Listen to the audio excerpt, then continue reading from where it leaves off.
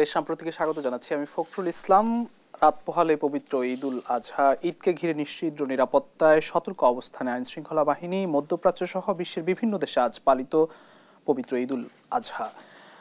ধর্ম যার যার উৎসব সবার, এই শিরোনামে আজ আমরা কথা বলবো। স্টুডিওতে আমাদের সঙ্গে তিনজন অতিথি আছেন। আমরা শুরুতে পরিচয় করাতে চাই। আছেন সুভাষ সিংহ রায়, রাজনীতি বিশ্লেষক ও বাংলা একাডেমি পুরস্কারপ্রাপ্ত লেখক। আছেন ডক্টর হুসাইনুল বান্না, অধ্যাপক উর্দু বিভাগ, ঢাকা বিশ্ববিদ্যালয়, এবং আছেন ডক্টর সিদ্দিকুর রহমান খান, অধ্যাপক, ঢাকা বিশ্ববিদ্যালয়। তিনজনকে স্বাগত জানাচ্ছি। প্রিয় দর্শক, আমরা একটু সরাসরি যেতে চাই। ডক্টর হুসাইনুল বান্না, আপনাকে দিয়ে একটু যদি শুরু করি। মুসলমানদের সবচেয়ে বড় ধর্মীয় উৎসবগুলোর একটি ঈদুল আজহা। ঈদুল আজহা একটি উৎসবের দিন, সাম্প্রদায়িক সম্প্রীতির বাংলাদেশে ধর্ম যার যার উৎসব সবার, এই নীতিতে আসলে বাংলাদেশ এই উৎসবটি পালিত হয়ে আসছে। উদযাপনের প্রস্তুতিও কিন্তু ব্যাপকভাবে নেওয়া হয়েছে রাষ্ট্রীয়ভাবে। আপনার মন্তব্য দিয়ে শুরু করতে চাই। জাযাকাল্লাহ, নাহমাদুহু ওয়া নুসাল্লি আলা রাসূলিহিল কারীম, আম্মা বাদ। এটি আমাদের একটি, আমি বলবো যে আমাদের ধর্মীয় সম্প্রীতির জন্য এটি একটি মূল কথা হচ্ছে ধর্ম যার যার উৎসব সভা। তবে এটির ব্যাখ্যা বিশ্লেষণও আসলে আমরা নিজেদের মতো করি, এবং ব্যাখ্যা বিশ্লেষণের ক্ষেত্রেও আমরা দেখা যায় সামান্য জোড়াতালি লাগাই, এবং এখানে একটা সাম্প্রদায়িক চেতনা আমাদের কাজ করে। আমরা যারা এক্সট্রিম তারা বলি যে এই কথাটি হচ্ছে কুফরি কথা। এরকমভাবে আমরা বাঙালি জাতীয়তা বা বোধ যেটা আছে আমাদের, সেখান থেকে আমরা দুই মেরুতে অবস্থান করাতে চাই এই বিষয়টাকে কেন্দ্র করে। আরেক দল আছে এরকম যারা মনে করেন যে না, ধর্ম যার যার উৎসব সবার যেহেতু, তাহলে সব উৎসবেই আমার মানে ধর্মীয় উৎসবগুলোতে অংশগ্রহণ করতে হবে। এইটাও একটা এক্সট্রিমিজম এবং একটা প্রান্তিক কথা। এই কথা তো সেটা মিন করে না, আসলে এটা যেটা বোঝায় সেটা হচ্ছে যে এখানে বঙ্গবন্ধুর একটা কথা খুব মনে পড়ে, যে উনি বলেছেন যে নিজ ধর্মের প্রতি শ্রদ্ধা এবং পরধর্ম সহিষ্ণুতা। অর্থাৎ আমার একজন অমুসলিম ভাই যিনি তার মানে পূজা পার্বণ যখন পালন করবেন, তখন আমি অর্ঘ্য দিতে তার সাথে সামিল হব না, কিন্তু তার যাতে এটি পালন করতে কোনো অসুবিধা না হয় সেদিকে আমি লক্ষ্য রাখবো। অনুরূপভাবে আমার যে এই যে ঈদুল আজহা একটি বড় উৎসব আমাদের, আমি এখানে বলবো না যে ধর্ম যার যার উৎসব সবার করে আমি কোনো মুসলিম সনাতন ধর্মীকে আমি জোর করে কি করব, গোমাংস খাইয়ে দেবে, এটা তার ধর্মের সাথে অ্যাকসেপ্ট করে না। তাহলে আমি কেন তাকে এখানে আমি বাধ্য করব তাকে? অর্থাৎ প্রত্যেকেই আমরা যদি আমাদের অবস্থানে থাকি এবং পরধর্ম সহিষ্ণু থাকি, পরধর্মের প্রতি যদি আমরা শ্রদ্ধাশীল থাকি, এবং অপর ধর্মের ধর্মীয় উৎসব পালনে যদি আমরা বাধা প্রদান না করি, এবং সম্প্রীতির বাংলাদেশ যদি আমরা গড়তে চাই, তাহলে কিন্তু এই মানসিকতা আমাদের পোষণ করতে হবে। কিন্তু এর থেকে দেখা যায় আমরা যোজন যোজন ফারাকে অবস্থান করতেছি, দূরে অবস্থান করছি আমরা, যার কারণে দেখা যায় যে অনেক সময় আছে সাম্প্রদায়িক দাঙ্গার মতো ঘটনাও কিন্তু আমাদের দেশে ঘটছে, আমরা দেখতে পাই। কারণ একটা ধর্মীয় গোষ্ঠী আছে যারা সবসময়ই উস্কানিমূলক কথা বলে, এবং তারা এই উস্কানিমূলক কথার মাধ্যমে একটা ধূম্রজাল সৃষ্টি করে কিন্তু রাজনৈতিক ফায়দা নিতে চায়। তো সুতরাং এই সমস্ত ব্যাপারে আমাদের আপামর জনসাধারণের সচেতনতা দরকার, সতর্ক থাকার দরকার, যাতে এই ধরনের কথায় আবার ফাঁক ফুকর বের করে কেউ আমাদের যে সার্বিক সম্প্রীতির যে আমাদের একটা বন্ধন আছে, যেটা সারা বিশ্বের মধ্যে কিন্তু একটা আইডল, আমরা সারা বিশ্বে এরকম সাম্প্রতিক বন্ধন খুব কম দেশেই আছে। বাংলাদেশ এই দিক থেকে অনেক এগিয়ে আমি বলবো। সুতরাং এই বিষয়গুলো আমরা যদি প্রত্যেকেই লালন করি, ধারণ করি, এবং মুক্তিযুদ্ধের চেতনাকে আমরা সামনে রেখে, বঙ্গবন্ধুর আদর্শকে সামনে রেখে আমরা যদি নিজেদের প্রত্যেকটা অনুষ্ঠান, যেটা হয় যে ধর্মীয় হোক অথবা আমাদের রাষ্ট্রীয় অনুষ্ঠানগুলি হোক, সেখানে যদি আমাদের সাম্প্রতিক মানে সাম্প্রদায়িক চেতনা থেকে বের হয়ে আমরা যদি সার্বজনীন চেতনায় আমরা বিশ্বাস করি, এবং সেইভাবে যদি আমরা দেশ গড়তে চাই, আমরা বহু এগিয়ে যাব, আমি এটা বিশ্বাস করি। জি, ধন্যবাদ। আমরা একটু ডক্টর সিদ্দিকুর রহমান খান, আপনাকে একটু শুনে আসতে চাই। সাম্প্রদায়িক সম্প্রীতির বাংলাদেশের যে ঐতিহ্য, সেটি হচ্ছে দীর্ঘকালের আসলে, যেটি হুসাইনুল বান্না, ডক্টর হুসাইনুল বান্না তিনিও বললেন আসলে, এবং বঙ্গবন্ধুর একটি কথাও বললেন যে নিজ ধর্মের প্রতি শ্রদ্ধা, পরধর্মের সহিষ্ণুতা, এবং ধর্ম যার যার উৎসব সবার। এটি যদি একেবারে সরাসরি, এটি তো কোনো নেগেটিভিটি মিন নিশ্চয়ই করে না, আপনিও বলবেন। এই উৎসবের রেশ আমরা কতটা ধরে রাখতে পারি, বা বন্ধন আমরা কতটা সুদৃঢ় করতে পারি, সেদিকে কতটা নজর দেই? ধন্যবাদ আপনাকে। এবং আপনি শুরুর দিকেই বলেছিলেন যে রাত পোহালেই আমাদের পবিত্র ঈদুল আজহা, এবং এটি মুসলমান সম্প্রদায়ের ধর্মীয় উৎসবের একটা অন্যতম বড় উৎসব, এবং এই উৎসবের জন্য গোটা জাতি প্রস্তুত, এবং কালকে তারা তাদের এই পশু কোরবানির মধ্য দিয়ে আত্মত্যাগের একটা মহিমার বহিঃপ্রকাশ ঘটবে। তো আমি আমার বক্তব্যের শুরুতেই আপনাদের সহ দেশবাসী যারা আছেন প্রত্যেককেই আমি ঈদের শুভেচ্ছা জানাচ্ছি, এই অনুষ্ঠান যারা দেখছেন প্রত্যেককেই। বাংলাদেশ আমরা একটা দেশ, এমন একটা দেশ যেখানে বহু জাতি ধর্মের লোকের বসবাস। আমরা যদি দেখি যে 4টা আমাদের প্রধান ধর্ম, এবং 4টি প্রধান ধর্মের মধ্যে আমরা যদি ইসলাম ধর্মের অনুসারীর সংখ্যা প্রায় 90%, হিন্দু ধর্মের অনুসারীর সংখ্যা সেখানে 8% মতো, এবং বৌদ্ধ এবং খ্রিস্টান এই 2 ধর্মের অনুসারীর সংখ্যা 1% নিচে করে। এর বাইরেও আমাদের ক্ষুদ্র নিগোষ্ঠীগুলোর তাদের সনাতন বিভিন্ন ধর্ম এখানে আছে, এবং আবহমান কাল থেকেই কিন্তু আমরা এই ধর্ম মতের অনুসারীরা কিন্তু একসাথে বসবাস করে আসছি।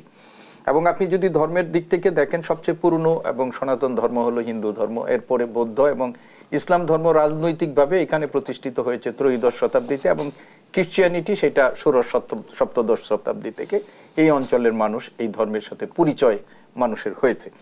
এখন এই যে বিভিন্ন ধর্মের অনুসারীরা, বিশেষ করে আপনি দেখবেন যে হিন্দু ধর্ম যখন শাসক গোষ্ঠী ছিলেন, বৌদ্ধ ধর্মের যারা অনুসারীরা ছিলেন, এবং মুসলিমরাও এই আমাদের দেশ 600 বছরের বেশি সময় তারা শাসন করেছে। কিন্তু এই সময়কালে আমাদের এই যে ধর্মীয় সম্প্রদায়গুলো ছিল তারা কিন্তু একেবারেই পারস্পরিক সম্প্রীতির সাথে তারা বসবাস করেছে। সাম্প্রদায়িকতার বিষবাষ্পটা এই অঞ্চলে, বিশেষ করে উপমহাদেশে এই অঞ্চলে এটি কিন্তু বিস্তার ঘটেছে ব্রিটিশ শাসন আমলে।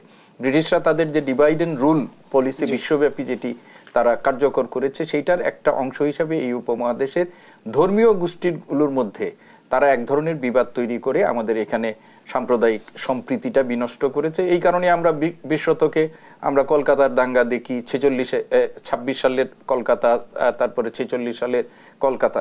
তো এই যে একটা সাম্প্রদায়িক দাঙ্গার যে জেটটা কিন্তু এখন পর্যন্ত আমাদের মধ্যে আছে, কিন্তু এটি কিন্তু আমাদের আবহমান কালের বাংলাদেশের চিত্র কিন্তু এরকম ছিল না। আমরা শাহ আব্দুল করিমের গানের মধ্যে আমরা যে আগে কি সুন্দর দিন কাটাইতাম, আমরা বলি না সে যে কে হিন্দু কে মুসলমান, সেটা কি আমরা এত খোঁজ নিতাম নাকি? আমরা পরস্পরের বাড়িতে বসবাস করি, কাছাকাছি বসবাস করি। আমরা আমাদের উৎসবের মধ্যে বিশেষ করে সামাজিক উৎসবে যাই, তারা তাদের উৎসবগুলোর মধ্যে আছে। এবং আপনি দেখেন চণ্ডীদাস ত্রয়োদশ শতকে, চতুর্দশ শতকে চণ্ডীদাসও কিন্তু এখানে বলেছে যে সবার উপরে মানুষ সত্য, তাহার উপরে নাই। তারপরে কাজী নজরুল ইসলামের যে সাম্যবাদী কবিতা, সেখানে তিনি বলেছেন গাহি সাম্যের গান, যেখানে আসিয়া এক হয়ে গেছে সব বাধা ব্যবধান, যেখানে মিশেছে হিন্দু বৌদ্ধ মুসলিম খ্রিস্টান। তারপরে মানুষের চেয়ে বড় কিছু নাই, নহে কিছু মহিয়ান, নাই দেশ কাল পাত্রের ভেদ অভেদ, ধর্ম জাতি সব দেশে সবকালে ঘরে ঘরে তিনি মানুষ জাতি। আমরা এই যে নজরুলের কবিতা বা আমি চণ্ডীদাসের উদ্ধৃত দিয়েছিলাম, সেটি তো হচ্ছে আমাদের যে ধর্মগুলো, বিশেষ করে ইসলাম ধর্মের কথা যদি আমরা বলি, অন্যান্য ধর্মগুলোর কথা বলি, প্রত্যেক ধর্মেরই কিন্তু একটা মূল সুর আছে, মূল বক্তব্য আছে, এবং সেইখানে হচ্ছে যে মানুষের প্রতি মানুষের শ্রদ্ধা, মানুষের প্রতি মানুষের সম্প্রীতি, মানুষের প্রতি মানুষের প্রেম ভালোবাসা। এবং উনি আমার চেয়ে ভালো জানেন, একবার আল্লাহ রসুল বসে আছেন, তার সামনে দিয়ে একটা লাশ নিয়ে কেউ যাচ্ছে, তো তিনি এটা উঠে দেখে দাঁড়িয়ে গেছেন। তো একজন পাশ থেকে উনাকে বলছেন যে এটা তো একজন ইহুদির লাশ। তো উনি বলছেন উনি তো মানুষ, উনি তো মানুষ। এবং আমরা যে স্রষ্টাকে আমরা অনুসরণ করি, সেই আল্লাহ পাক তো নিজেকে রাব্বুল আলামিন বলছেন, জগতের প্রভু, কোনো বিশেষ ধর্মগোষ্ঠীর কোনো না। তো ধর্মগুলোর মূল স্পিরিটটা যদি মানুষ অনুধাবন করতে পারে, মানুষ যদি উপলব্ধি করে, তাহলে কিন্তু সাম্প্রদায়িক সম্প্রীতির যে জায়গাটা তৈরি হয়, মানে ব্যাহত হয়, সেই জায়গাটা কিন্তু কোনোভাবেই তৈরি হয়নি। কিন্তু সমস্যাটা হচ্ছে ওই যে রাজনৈতিক কারণে মানুষের মধ্যে বিভেদ তৈরি করা, রাজনৈতিক কারণে সাম্প্রদায়িক সম্প্রীতি নষ্ট করে। উনিও একটা কথা বলেছেন, আমরাও বলেছি যে ব্রিটিশ লিগাসি যেটা আমরা এখনো বহন করছি, সেইটার মধ্য দিয়ে আমরা কিন্তু এখনো অব্যাহত আছি। ফলে আজকে আপনাকে আমাকে সামনে একটা বড় উৎসব নিয়ে আমাদের আলোচনা করতে হচ্ছে যে ধর্ম যার যার উৎসব তার তার। বান্না সাহেব যথার্থই বলেছেন যে প্রত্যেক ধর্ম এবং উৎসব এগুলোর কিছু নির্দিষ্ট শ্রেণী চরিত্র আছে। একটা শ্রেণীর মানুষ যেমন সেই উৎসবে একেবারে পরিপূর্ণভাবে যে এটাকে সার্বজনীন রূপ দেওয়া সম্ভব না, আবার এটা থেকে একেবারে বিচ্ছিন্ন করে সেই সম্প্রদায়ের উৎসবের এটাকেও রাখার কোনো সুযোগ নেই। প্রত্যেকটারই একটা নেচার আছে, সেই নেচার অনুযায়ী যদি আমরা এটাকে উদযাপন করি, উদযাপনের বাংলাদেশে আপনি দেখেন, আমি রাজশাহীতে গিয়েছিলাম, রাজশাহীতে এক জায়গায় গিয়ে দেখি যে রাজশাহীর যে জমিদার বাড়ি আছে সেইখানে পুটিয়ার যে জমিদার বাড়ি, সেই পুটিয়ার জমিদার বাড়ির এইখানে এখনো মসজিদটা আছে, এই মানে দেয়ালের ওই পাশেই এখনো মন্দিরটা আছে, এবং সেইখানে একটা ফুরকানিয়া মাদ্রাসাও আছে, ছেলেদের মাদ্রাসাও হয়, সেইখানে তাদেরও শিক্ষা প্রতিষ্ঠান আছে, সেইগুলো চলছে। এইটাই তো বাংলাদেশের সার্বজনীন ধর্মীয় চিত্র এবং ধর্মের মূল স্পিরিটটাই এইখানে ছিল। কিন্তু আজকে আমরা এই যে দুই ধরনের মানুষ আছি, এক ধরনের মানুষ হচ্ছে যে আমি আমার ধর্মটাই শ্রেষ্ঠ, অন্যের ধর্মের প্রতি আমার কোনো শ্রদ্ধাবোধ থাকবে না। আবার ইয়েতে আজকে এই যে একটা সময়ের কথা আমরা বলছি, উত্তরপ্রদেশে আজকে একটা ঘটনা ঘটে গেছে, মানে এই কোরবানি মুসলমানদের ইয়া, কিন্তু পুলিশ অনেক বাড়িঘর বোল্ডোজার দিয়ে ভেঙে ফেলেছে। কেন? তাদের ফ্রিজে গরুর মাংস আছে, কুরবানির জন্য গরু নিয়ে আসা হয়েছিল। তো এই যে একটা সারা বিশ্বব্যাপী সাম্প্রদায়িকতার বিষ বাষ্পকে যেভাবে বিস্তার ঘটানো হচ্ছে, সেইগুলো খুবই দুঃখজনক। আমরা কালকে আমাদের মুসলমান ওই যে যেটা বলেছেন যে একটা আমাদের বড় স্যাক্রিফাইস হয়, এখানে কোরবানি হয়, সেই কোরবানি তো আমাদের যে পশুটা হয় সনাতন ধর্মাবলম্বীর কাছে তারা এই পশুটাকে অন্যভাবে দেখেন, কিন্তু তারাও যদি আমাদের এটাকে স্পিরিট হিসাবে বিবেচনা করেন যে এটা একটা ধর্মীয় জায়গা থেকে ওনারা করছেন, আবার আমরাও যদি তাদের যে উৎসব, যে সে দুর্গাপূজা করছে বা তার অন্য বৌদ্ধরা বৌদ্ধ পূর্ণিমা করছেন, খ্রিস্টানরা তাদের ক্রিসমাস করছেন, সেগুলো করার অধিকার তার আছে। এবং একেবারে কোরআন শরীফে তো স্পষ্টই আছে যে আল্লাহ সব মানুষকে সৃষ্টি করেছে এবং তাদের মধ্যে এক নর নারী থেকে সৃষ্টি করেছেন, এবং সেইখানে তাদের মধ্যে মানে ধর্মীয় গোষ্ঠী বা জাতিতে তিনি বিভক্ত করেছেন যেন তারা পরস্পরকে চিনতে পারে, এবং এইটাও বলা আছে আমাদের যে ধর্মগুলোর স্পিরিট। আমি ইসলাম ধর্মের কথাই বলছি যে তুমি যদি অন্যের দেবদেবীকে বা অন্যের উপাস্যকে তুমি যদি গালাগালি করো, তাহলে আমি আল্লাহকেও বা আমার রসুলকেও অন্যে গালাগালি করবে, ফলে এখানে নিরুৎসাহিত করা হয়েছে। তো আজকে আমাদের দেশে আপনি যেটা আমরা বলছি যে সাম্প্রদায়িক সম্প্রীতি রক্ষা করা, সেটা যদি মানুষ যদি ধর্মের ইনার সেন্সগুলো উপলব্ধি করে ঠিক মতো, তাহলেই কিন্তু এটা সম্ভব। এর জন্য অনেক মানে আজকে অনেক দিনে ভাবে অনেক কথা আমরা বলি, সেগুলোরও প্রয়োজন না। আমাদের পূর্বপুরুষরা বছরের পর বছর আমাদের এখানে হয়েছে। আরেকটা জিনিস হচ্ছে যে ইসলাম এই অঞ্চলে বিস্তার লাভ করেছে ধর্ম হিসাবে, তো আমি বলেছি যে খ্রিস্টানিটির একটু আগে এসেছে, কিন্তু ব্যাপক মানুষ এখানে ধর্মান্তরিত হয়েছে। যারা এখানে প্রচারটা করেছেন, সেইখানে সুফি যারা এসেছেন, তারা কিন্তু খুবই মানে ছিলেন, মানে কি বলবো আমরা, হ্যাঁ উদার ছিলেন, এবং এদের মধ্য দিয়েই এই ধর্মমতটা প্রচারিত হবে। আমি আসবো আপনার কাছে, জনাব সুভাষ সিংহ আপনার কাছেও আসতে চাইছিল। ধর্ম যার যার উৎসব সবার, এই রীতিতে আসলে বাংলাদেশের যে ঐতিহ্য, সেই ঐতিহ্যের দিকে এগিয়ে যাচ্ছে। উৎসবগুলো আসলে সার্বজনীন, এবং আমরা সেই সার্বজনীনতা বা সম্প্রীতির বন্ধনগুলো দেখি, সেই বন্ধনের জায়গা আসলে আমরা কতটা এগিয়েছি জাতি হিসেবে। আপনাকে অনেক অনেক ধন্যবাদ। সকলকে ঈদ মোবারক। এবং অধ্যাপক হোসেনুল মান্না এবং এম সিদ্দিকুর রহমান খান তারা যে চমৎকার করে ব্যাখ্যা করেছেন, তারপরে আমার যোগ করার জায়গা খুব কম থাকে। শুধু একটু বলবো, কোরবানি কেবল পশু জবাইয়ের নাম নয়, এবং নিজের পশুত্ব, ক্ষুদ্রতা, নীচতা, স্বার্থপরতা, হীনতা, দীনতা, আমিত্ব ও অহংকারের ত্যাগের নামই হচ্ছে কোরবানি। জাতীয় কবি কাজী নজরুলের সেই অসাধারণ কবিতা কোরবানি ছোটবেলায় পড়েছিলাম। ওরে হত্যা নয়, এবং আজ আল্লাহর নামে জান কোরবানি, ঈদের পুতবোধন, ওরে হত্যা নয় আজ সত্যাগ্রহ শক্তির উদ্বোধন। যখন আমাদের দুইজন শিক্ষক কথা বলছিলেন, আমার মনে পড়ছিল আমার অনেক আগে পড়া ঢাকা বিশ্ববিদ্যালয়ের এক সময়ের মেধাবী সন্তান, এবং ঢাকা বিশ্ববিদ্যালয়ের 102-3 বছরের ইতিহাসে সবচেয়ে মেধাবী ছাত্রদের একজন নাম হচ্ছে অধ্যাপক নাজমুল করিম, যার নামে ঢাকা বিশ্ববিদ্যালয়ে নাজমুল করিম স্মারক বক্তৃতা আছে, স্টাডি সেন্টার আছে, স্টাডি সেন্টারও রয়েছে। এবং তিনি 46 সালে যে দাঙ্গার কথা উল্লেখ করা হয়েছে, এবং কলকাতাতে যে দাঙ্গা হয়েছিল, সেই দাঙ্গায় বঙ্গবন্ধু যে ভূমিকা রেখেছিলেন, সেটা এখন প্রায় সকলেই জানেন। এবং 1946 সালে ঢাকা বিশ্ববিদ্যালয়ের শিক্ষক A.K. নাজমুল করিম তার একটা নিবন্ধ লিখেছিলেন, ভূগোল ও ভগবান। আমি দর্শকদের সামনে 3-4টি লাইন আপনার সঞ্চালনায় উপস্থাপন করছি। আমার এক মাস্টারমশাই একবার মহা মুশকিলে পড়লেন। তার ভাঙা মোটরখানা সারাতে গিয়েছিলেন ঢাকার এক মোটর মেকানিক্সের কাছে।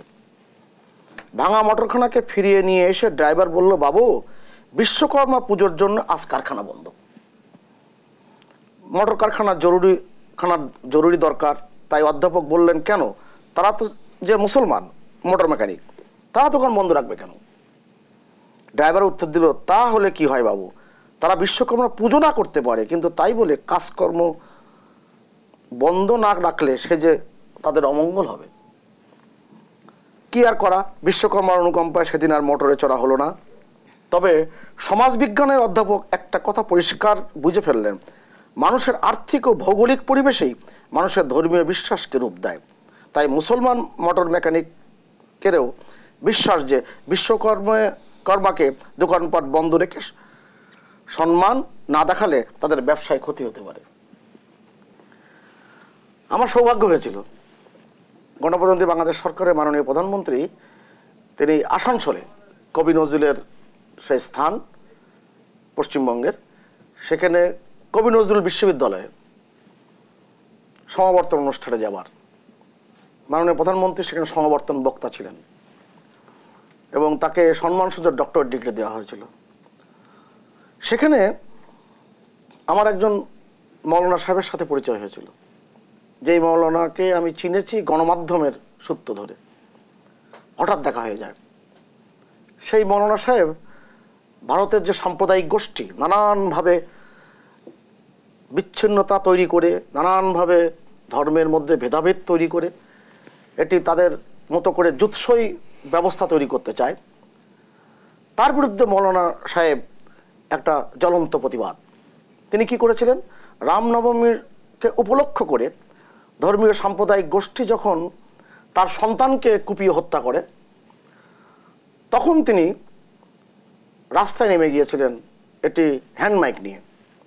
তিনি ঘরে ঘরে প্রচার করলেন, রাস্তায় রাস্তায় ঘুরলেন সারাদিন ধরে, যে আমার এক সন্তান গিয়েছে, এই যন্ত্রণা আমার বিকজে কীভাবে বাঁচছে আমি খুব ভালো করেই জানি, কিন্তু আমার যে সন্তান যে হত্যা করা হয়েছে, জঘন্য এবং হত্যাকাণ্ড, কিন্তু এর প্রতিবাদে আরও কোনো মায়ের কোল যদি খালি হয় তাহলে আমি আত্মহত্যা করব। ধর্মীয় সম্প্রীতি এই জায়গায়, ধর্মীয় বোধটা সেখানেই। এবং একটু আগে ওই যে হীনতা, দীনতা এবং অহংকার ত্যাগের কথা যে কোরবানি হিসেবে বলেছিলাম, সেটা খুবই গুরুত্বপূর্ণ। আমাদের এই মাটিতে যারা এই অসাম্প্রদায়িকতার কথা বলে এসেছেন, ধর্মবিশ্বাসের কথাও বলেছেন, এবং যে কারণে 1972 সালে আমাদের যে আদি যে সংবিধান, সেই সংবিধানে 28 অনুচ্ছেদে স্পষ্ট করে বলা হয়েছে ধর্ম নিয়ে বৈষম্য করা কোনোভাবেই সংবিধান প্রশ্রয় দিবে না। আমরা মাঝে মাঝে এরকম ব্যত্যয় দেখেছি, কিন্তু আমাদের ইতিহাস যেটা বলে 1946 সালে সেই ভয়ঙ্কর কলকাতার যে দাঙ্গার সময় বঙ্গবন্ধু শেখ মুজিবুর রহমান কিভাবে দাঙ্গা পীড়িত এলাকায় তিনি নিজের জীবন বাজি রেখে যুদ্ধ করেছিলেন, এবং যে এলাকায় হিন্দুদের প্রাধান্য ছিল সেই এলাকায় তিনি কিভাবে ছুটে গিয়েছেন, আবার যে এলাকায় মুসলিমদের প্রাধান্য ছিল সেখানে তিনি কিভাবে মোকাবেলা করেছেন, এটা আপনি ইতিহাস পাঠ করলে জানতে পারবেন। যে কারণে বঙ্গবন্ধু 1946 সালে 15ই আগস্টের পর প্রথম যে সংগঠনটির জন্ম দেয় সেটা হচ্ছে গণতান্ত্রিক যুবলীগ। এবং গণতান্ত্রিক যুবলীগ কেন তিনি সৃষ্টি করেছিলেন, সেটা কোনো রাজনৈতিক সংগঠন ছিল না। আমি খুব অল্প কথাই বলি। বঙ্গবন্ধুর অসমাপ্ত আত্মজীবনীর থেকে আমরা পাই, বঙ্গবন্ধু তার ডায়েরিতে লিখছেন যে তিনি এই সংগঠনটি করেছেন এটি সাংস্কৃতিক আবহ তৈরি করবার জন্য এবং বিশ্বাসকে সুদৃঢ় করবার জন্য, এবং উল্লেখ করেছেন আমি কমনাল হারমোনি তৈরি করতে চাই, এবং তার আমার উদ্দেশ্য ছিল এবং বলছেন হিন্দুরা যাতে দেশ ত্যাগ না করে। এটা অসমাপ্ত আত্মজীবনীতে আপনি খুঁজতে পাবেন। এই যে তার ব্রত, এই যে ছবি বিশ্বাসের মতন একজন নামকরা অভিনেতা, তাকে কিভাবে তিনি বাঁচিয়েছিলেন ছবি বিশ্বাস তার আত্মজীবনীতে লিখেছেন কলকাতার দাঙ্গার সময়।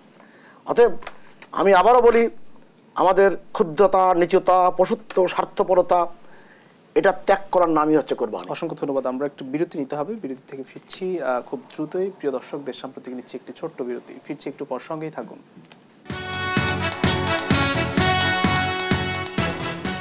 দেশ সাম্প্রতিকে আরও একবার স্বাগত জানাচ্ছি। আমরা সরাসরি আলোচনায় ফিরতে চাই। ডক্টর হোসাইনুল বান্না, আপনার কাছে আসি। আসলে ধর্মীয় উৎসবগুলো যেগুলো আসলে আমরা সবাই মিলে একসঙ্গে পালন করি এই বাংলাদেশে, এবং আপনি নিজেও বলছেন যে আসলে ধর্মীয় যে সম্প্রীতির যে বন্ধন সেটি বাংলাদেশ উপমহাদেশের মধ্যে অনেকটাই বেশি, এবং ঐতিহ্যগতভাবে বাংলাদেশ অনেকটা গর্বিত। সেই উৎসবগুলো আসলে জাতিকে, জাতি হিসেবে আমাদেরকে কতটা ঐক্যবদ্ধ করে? আপনাকে ধন্যবাদ আবারও। বিষয়টি হচ্ছে আসলে আমাদের ভিতরে মূল স্পিরিট এবং চেতনা এটা তৈরি করা, আসলে যে আমরা পরস্পরের খুব কাছের। আমার তো খেয়াল পড়ে, আমি যখন ছোট ছিলাম, তো আমার পাশের বাসায় আমাদের এক থাকতেন, আমরা খালামুনি বলতাম ওনাকে। কিন্তু আমার খালামুনির সাথে এই খালামুনির যে ডিফারেন্স আছে, ব্যবধান আছে, এটা আমি পরবর্তীতে বুঝেছি। উনি হিন্দু ধর্মের ছিলেন। ওনার মেয়েদের সাথে আমাদের উঠা বসা, ছোট ছিলাম যখন, আমাদের খেলাধুলা, উঠা বসা এরকমভাবে ছিল যে মনে হতো যে আমরা যদি একটা ভালো কিছু রান্না করতাম, এটা ওনাদের বাসায় পাঠানো হতো, ওনারা ভালো কিছু রান্না করলে আমাদের বাসায় পাঠাতো। এই যে একটা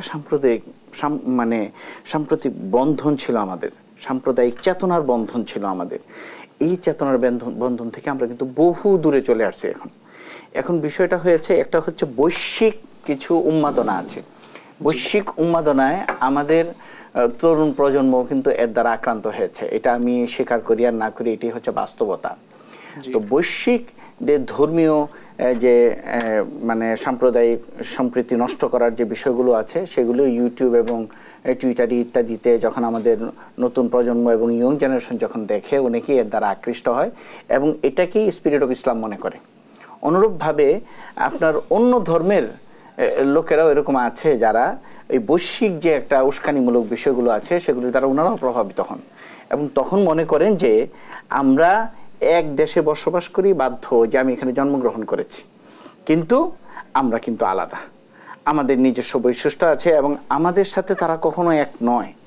আমি একটা অনুষ্ঠানের কথা বলবো, কিছুদিন আগে এটা হয়েছে, সেটা হচ্ছে ইন্টারফেথ অনুষ্ঠান একটা ছিল, যে আমরা সকলেই, এবং ওয়ার্ল্ড ওয়াইজ কিন্তু এই অনুষ্ঠানটা হয়, যে ইন্টারফেথ অনুষ্ঠানটা, যে পরস্পরের ধর্ম সম্পর্কে যে কাছে টানার যে বিষয়গুলো থাকে সেগুলো নিয়ে একটা অনুষ্ঠান, এবং হোটেল রেডিসনে হয়েছিল, সেখানে আমি অংশগ্রহণ করেছি। আমার কাছে সবচেয়ে আশ্চর্য লেগেছে যে সবাই ইন্টারফেথের কথা বলছে, কিন্তু আমাদের একজন ইয়ং একটা ছেলে, সে যে অন্য ধর্মের যে সিট আছে সেখানে যে উনি বসে পড়েছেন।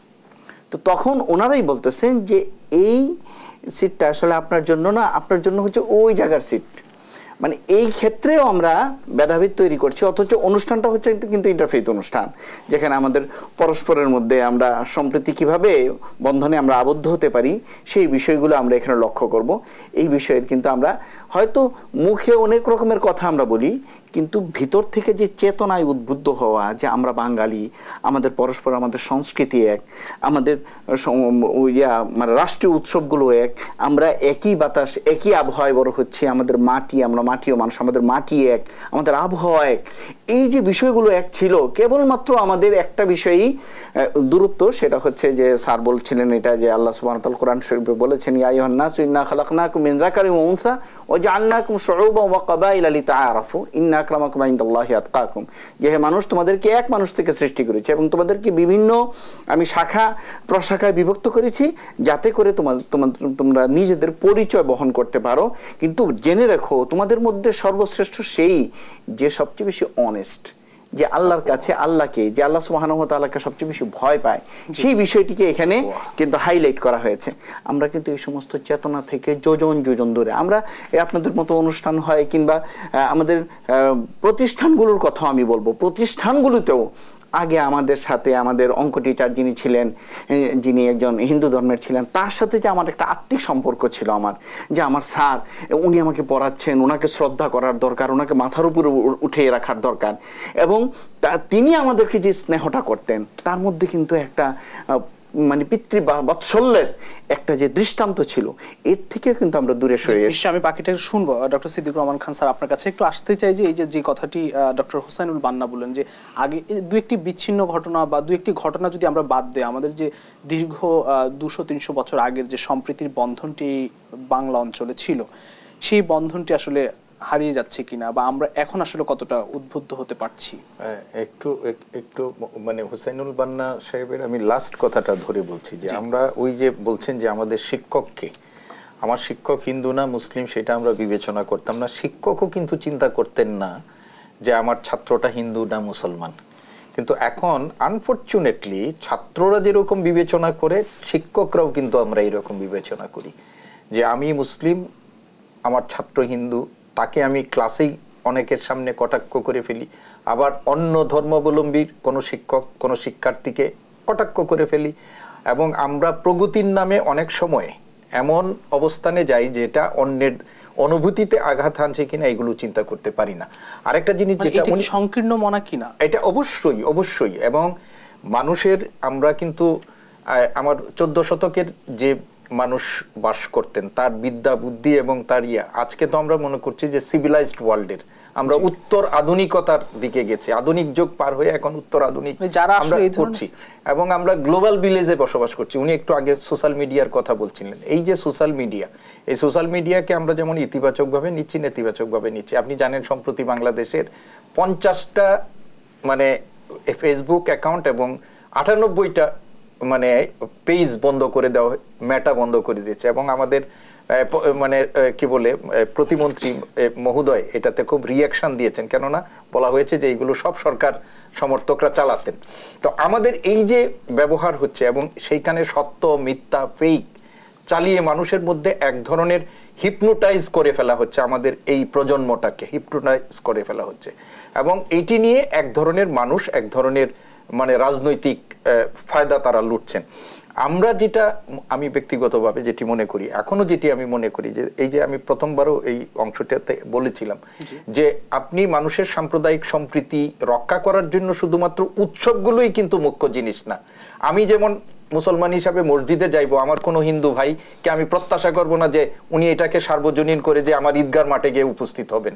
আবার শারদীয় দুর্গাতে উনি অর্ঘ নিবেদন করছেন, সেটাও আমরা চাইবো না, তো আমরা চাইবো না সেটা।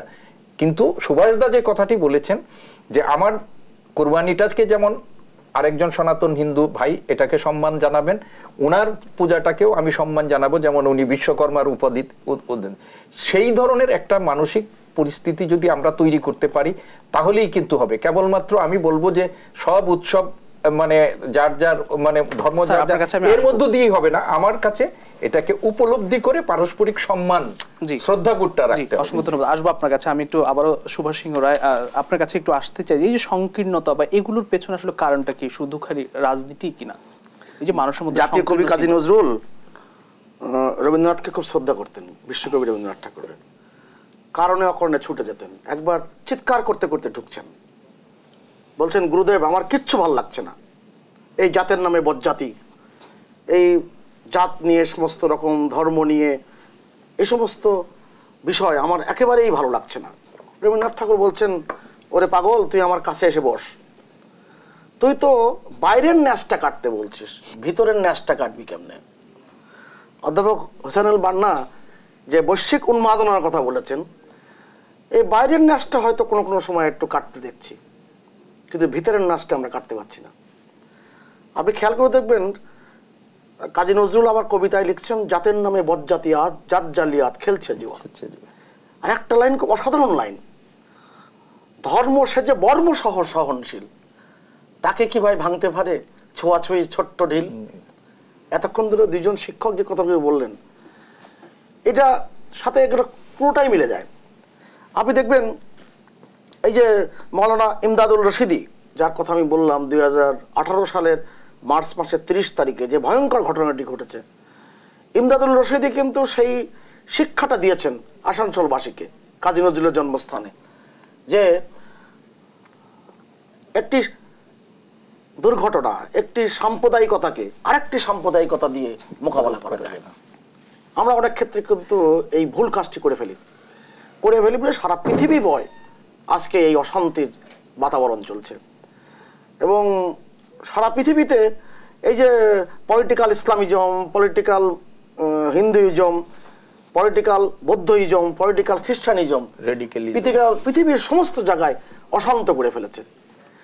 আপনি খেয়াল করে দেখুন তো, 1971 সালে আমাদের মহান মুক্তিযুদ্ধের সময় 1 কোটি মানুষ যে আমরা ভারতের পশ্চিমবঙ্গ সহ বিভিন্ন জায়গায় আশ্রয় নিয়েছিলাম, সেখানে কিন্তু দুর্গাপূজার সময় সবচেয়ে বড় উৎসব বাঙালিদের কাছে দুর্গাপূজা। আপনি যদি মহারাষ্ট্রে যান, আপনি যদি সেই যেই অযোধ্যার কথা বলছেন, যেখানে কথা বলছেন, উত্তর ভারতে যান, আপনি কিন্তু জগদ্ধাত্রী পাবেন, আপনি গণেশ পাবেন, কিন্তু দুর্গা কিন্তু খুব কম পাবেন। দুর্গা আসলে বাঙালির মেয়ে। সেই দুর্গা পূজার সময় পশ্চিমবঙ্গ সহ ত্রিপুরার প্রত্যেকটা মন্দিরেই বলতে গেলে, দুর্গা মন্দিরে, সেখানে গেটে ঢুকবার সময় বঙ্গবন্ধু শেখ মুজিবুর রহমান ছবি সবচেয়ে বড় আকারে ছাপানো হয়েছিল। ওই এলাকার যারা পূজা করেছেন তারা ধারণা করেননি, মনে আনেননি শেখ মুজিবুর রহমান একজন পাকা ইমানদার মুসলমান। কখনো কিন্তু এটা কোন ধারণার মধ্যে ছিল না। রাজনীতিকে আমাদের এই সম্প্রীতির বন্ধন, বা এটা রাজনীতি নয়, এটা অপরাজনীতি, হিংসার রাজনীতি, বিদ্বেষের রাজনীতি। ওই যে স্যার বললেন না, আগে কি সুন্দর দিন কাটাইতাম। আমি একটা উদাহরণ দিই ছোট্ট করে। কবি নির্মলেন্দু গুণের সন্তান একমাত্র কন্যা মৃত্তিকা গুণ খুব ছোটবেলায় আজিমপুরে থাকতেন, এবং তখন যার বয়স 7 কি 8 বছর কিংবা আরো ছোট। এই সময় এই কুরবানি ঈদকে একসময় বকরি ঈদ বলা হতো, অনেকে বলতেন, তার নির্দিষ্ট ব্যাখ্যা আছে। যাই হোক, সেই ব্যাখ্যা না যে বলি, পাশের বাড়ির নিকটতম যে প্রতিবেশী তার বাড়িতে দাওয়াত খেতে গিয়েছে। মৃত্তিকা গুণ সবকিছুতে সবার সাথে মিলেমিশে খাচ্ছেন। হঠাৎ করে তার যে গরুর মাংসের যে বাটিটি, সেই বাটির দিকে তার নজর পড়েছে। সবাই খাচ্ছে, তাকে দিচ্ছে না। তখন সে বলছে যে আমাকে এটা দাও। তো এই বাড়ির যারা কর্তা ব্যক্তি তারা বলছে যে না, তোমার এটা খাওয়া যাবে, সবগুলো খাও। তখন তার জেদ চেপে বসেছে, বলছেন আমি ওটাই খাবো। তখন এক পর্যায়ে ওই বাড়ির থেকে কর্তা ব্যক্তির পক্ষ থেকে বলা হয়েছে, দেখো তোমরা হিন্দু, তোমাদের এটা খাওয়া যাবে না।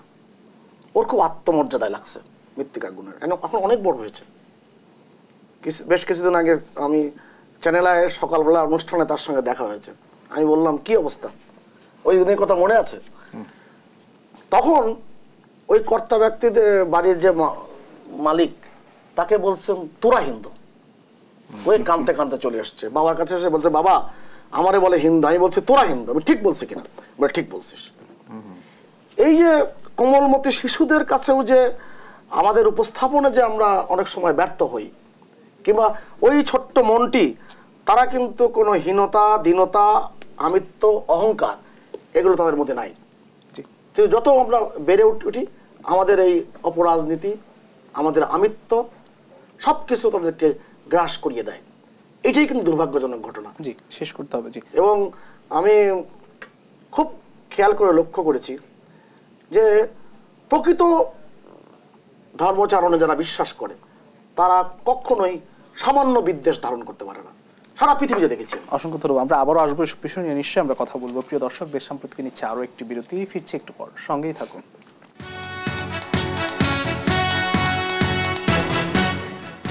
দেশ সম্প্রতিকে আরো একবার স্বাগত জানাচ্ছি। আমরা সরাসরি আলোচনায় ফিরতে চাই। শুরুতে যেতে চাই ডক্টর হোসেনুল বান্না, আপনার কাছে যেতে চাই, একদম শেষ কথা শুনতে চাই। সৌহার্দ্য, সম্প্রীতি, ঐক্য যদি একটি জাতির প্রধান শক্তি হয়, সেই ক্ষেত্রে আসলে ধর্মীয় উৎসবগুলো আমাদেরকে এগিয়ে দিচ্ছে নাকি? আপনার শেষ কথা জানতে চাই। অবশ্যই এগুলি তো আছেই, কিন্তু আমাদের উপলব্ধি হওয়ার দরকার, এবং সর্বমহলে এই জিনিসটা উপলব্ধি হওয়ার দরকার যে আমাদের সাম্প্রদায়িক সম্প্রীতি যেভাবে অধমুখী হয়ে আছে, এভাবে যদি থাকে তাহলে কিন্তু আমরা একটি বিচ্ছিন্ন জাতিতে পরিণত হব, এবং আমরা পৃথিবীর কাছে কিন্তু আমাদের নাক কাটা যাবে। তো সুতরাং প্রত্যেকটা মহলই, সর্বমহলে, একেবারে শিক্ষা সেক্টর থেকে শুরু করে রাজনৈতিক সেক্টর পর্যন্ত প্রত্যেকটা সেক্টরেই যদি এই উপলব্ধি প্রত্যেকের মধ্যে আমাদের জাগরুক আমরা করতে পারি যে আসলে সাম্প্রদায়িক সম্প্রীতি এটি আমাদের দেশ গঠনের জন্য, দেশকে এগিয়ে নেওয়ার জন্য, এবং আমাদের সবচেয়ে বড় জিনিস হচ্ছে এটা আমাদের একটা ট্র্যাডিশন এবং আমাদের একটা ঐতিহ্য। আমরা হাজার হাজার বছর ধরে এই ট্র্যাডিশন লালন করছি, এই ঐতিহ্য লালন করছি, এই চেতনায় আমরা নিজেদেরকে উজ্জীবিত করেছি।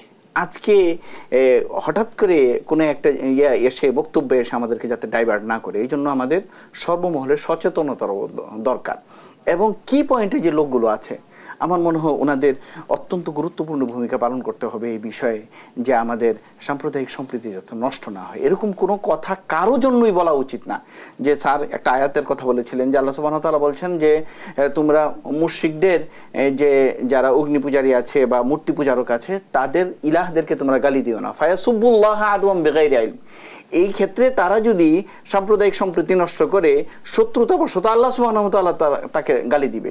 সুতরাং এক ধর্মের সমালোচনা আর ধর্মের জন্য যেন আক্রমণাত্মক যে আমরা হয়ে পড়ি, অপর ধর্মকে যে আমরা তুচ্ছ তাচ্ছিল্য করি, এই মনন মানসিকতা থেকে আমরা যতক্ষণ পর্যন্ত জাতিগতভাবে বের না হতে পারবো এবং উপলব্ধি আমাদের ভিতরে যতক্ষণ পর্যন্ত না সৃষ্টি হবে, ততক্ষণ পর্যন্ত অনুষ্ঠানগুলো অনুষ্ঠানই থাকবে।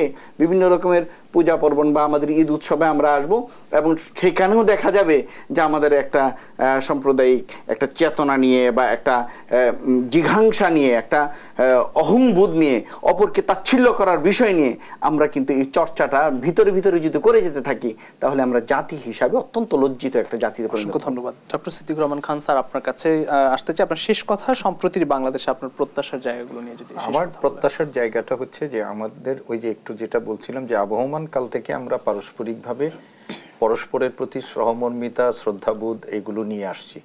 এবং আমার একটা ধর্ম পরিচয় আছে এবং সেই ধর্মের প্রতি আমি আনুগত্যশীল থাকব এবং সেটিই প্রত্যাশিত। এবং আমার ধর্মকে আমি শ্রদ্ধা জানাবো, আমার ধর্মের মহিমার কথা আমি বলবো, কিন্তু অন্য ধর্মকে মানে এই যে যেটা বলা হয়েছে যে অন্য ধর্মকে আক্রমণ করে নয়, অন্য ধর্মকে ছোট করে নয়।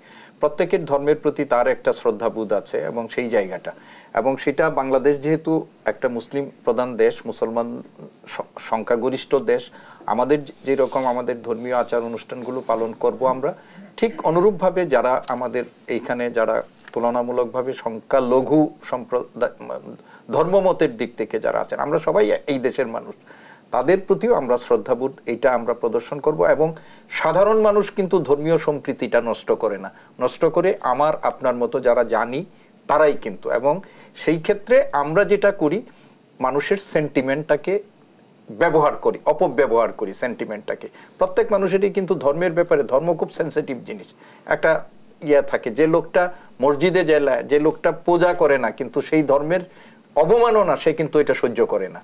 তো সেই ব্যাপারে তাদের অনুভূতিতে যেন মানে কোনো রকমের আঘাত না হয়, সেই ব্যাপারে আমাদের প্রত্যেকের সচেতন থাকা দরকার।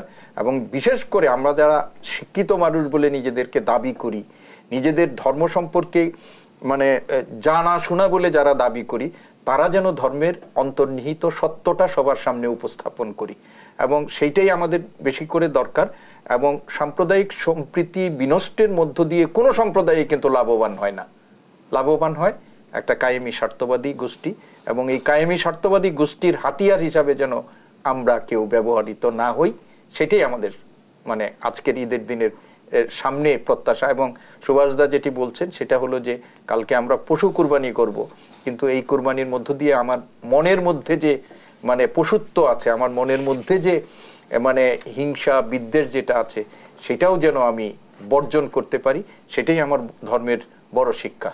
এবং আল্লাহ কিন্তু এটাই বলছে যে তুমি কি কুরবানি দিলে সেটা আমার কাছে বড় না, কিন্তু তোমার মানে কুরবানির মানে নিয়তটা কি, তোমার উদ্দেশ্যটা কি, সেটাই অনেক বড় কিছু। তো আমরা এই উৎসবগুলোকে সামনে রেখে, আজকে মুসলমানদের উৎসব, কালকে আরেকজনের উৎসব হবে, প্রত্যেকের উৎসবগুলোর প্রতি সম্মান জানাই আমরা, এবং প্রত্যেকেই আমরা মানে নিজের ধর্ম নিজে পালন করি এবং অন্যের ধর্মটা যেন নির্বিঘ্নে সে পালন করতে পারে, সেই কাজটা যেন আমরা করি, এটাই আমার। অসংখ্য ধন্যবাদ। জি, সুভাষ সিংহ রায়, আপনাকে দিয়ে শেষ করতে চাই, আসলে বিভেদ মুক্ত সম্প্রীতির বাংলাদেশ, যে বাংলাদেশটি আসলে যে উৎসবটি যেন সার্বজনীন হয়, সেই বাংলাদেশের কাছে আপনার প্রত্যাশা কি? মাননীয় প্রধানমন্ত্রী বঙ্গবন্ধু কন্যা শেখ হাসিনা কুমিল্লা মহানগর আওয়ামী লীগের যে নতুন কার্যালয় উদ্বোধনের সময় তিনি সংযুক্ত হয়েছিলেন অনলাইনে। সেখানে তিনি বলেছিলেন, আমি মানব ধর্মে বিশ্বাস করি। সারা বাংলাদেশের আওয়ামী লীগের সর্বস্তরের নেতাকর্মীকে মানব ধর্মে বিশ্বাস করতে হবে। কাজী নজরুল কিন্তু সবকিছু সমাধান দিয়ে গেছেন, বলে গেছেন। তার সেই বিষের বাসি, তার যে অসাধারণ সেই কাব্যগ্রন্থ, যে কথা আমি একটু আগে উল্লেখ করেছিলাম, যে ওরে মূর্খ ওরে জড়, শাস্ত্র হচ্ছে সত্য বড়। এই সত্য উপলব্ধি কিন্তু আমরা করতে পারি না। এবং সব জায়গায় দেখছি যে ভেদাভেদ, সকল জাতির সৃষ্টি যে তার, এ বিশ্ব মায়ের বিশ্বঘর, মায়ের ছেলে সবাই সমান, তার কাছে নাই আত্মপর। এই মর্মকথাকে আমরা মর্ম ধারণ করতে পারছি, এবং প্রকৃত অর্থে যখন ধারণ করতে পারবো তখনই আমাদেরকে সার্থকতা আসবে। বঙ্গবন্ধু শেখ মুজিব 1972 সালে ঈদুল আজহা উপলক্ষে যে বাণী দিয়েছিলেন, সেই বাণীতে লেখা ছিল প্রথমে, ঈদুল আজহা আমাদের আত্মত্যাগের আদর্শ শিক্ষা দেয়। এই আত্মত্যাগের আদর্শ শিক্ষা যেন আমরা ধারণ করতে পারি, তখনই আমাদের এই পুত বোধন, যেটা কাজী নজরুল শব্দটি উল্লেখ করেছেন, পুত বোধন অর্থাৎ পবিত্র বোধন, যেটা কোরবান নিয়ে কথাটি বলেছেন। এবং এই যে হত্যা না হয় হাত সত্যাগ্রহ, শক্তির উদ্বোধন, সেই শক্তির উদ্বোধনকে আমরা যেন অনুভব করতে পারি, মর্মে ধারণ করতে পারি, এটা যেন আমাদের শিক্ষা হয়। জি, অসংখ্য ধন্যবাদ আমাদের সঙ্গে যুক্ত থাকবার জন্য।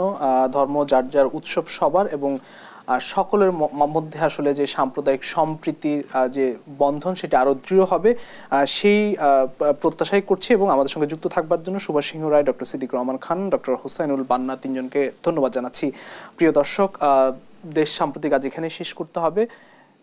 সবাইকে ঈদের শুভেচ্ছা জানিয়ে শেষ করছি। আবারও দেখা হবে আগামীকাল একই সময় অন্য কোনো অতিথি নিয়ে। সে পর্যন্ত সবাই ভালো থাকবেন, সুস্থ থাকবেন। ঈদ মোবারক।